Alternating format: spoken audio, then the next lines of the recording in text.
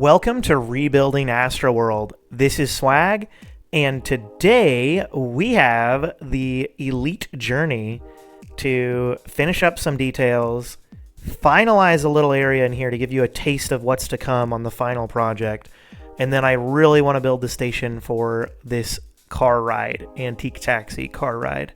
So that's going to be the plan, and then at the end of the episode, I will be revealing the next area of the park we're going into. I put it up for a vote on DKMP, which you can find in the description of the video. If you want to join and vote on the next few areas, that's where we're going to go next. We're going to find out at the end of the episode. And for now, let's get to giving a little bit more pathway so folks can start getting into the go-karts. And we'll start the episode there. So follow along on Rebuilding Astroworld.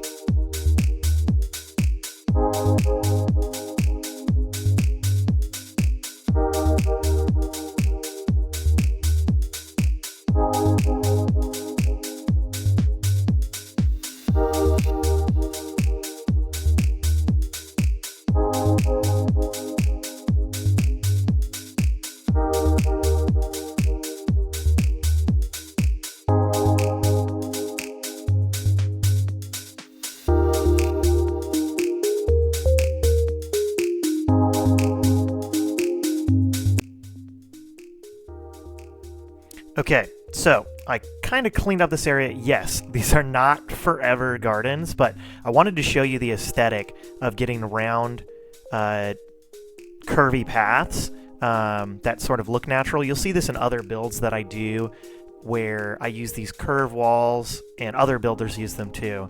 But to give you a more natural flowing aesthetic of a park, I know a lot of parks have straight lines, but a lot of them have curves and stuff too.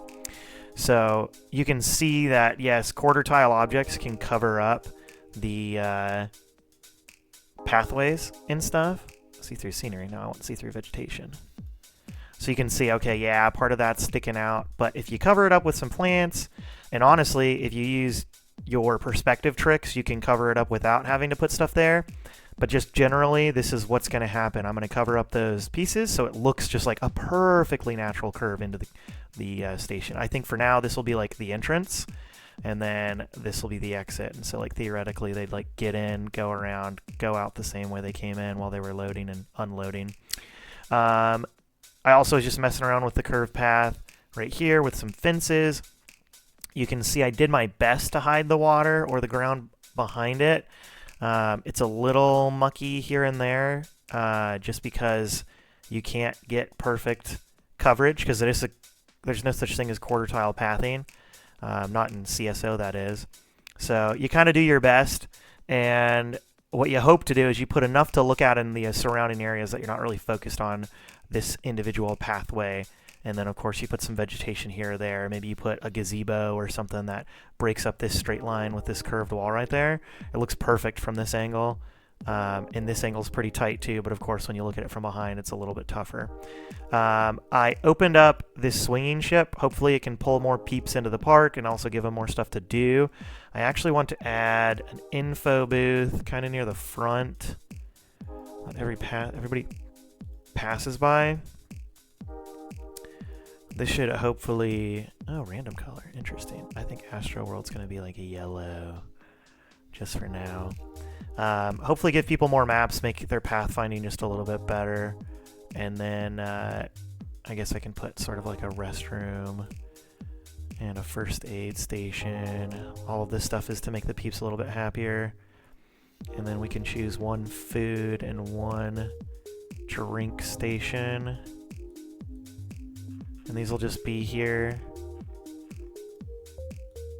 to make the peeps happier, and if they get happier, more peeps will come into the park, and then hopefully pathfinding won't be as big of an issue. It's always going to be an issue, I'll just tell you that right now. Okay, so the last thing I want to do in this episode is I want to build this station building. I've got a couple images of it.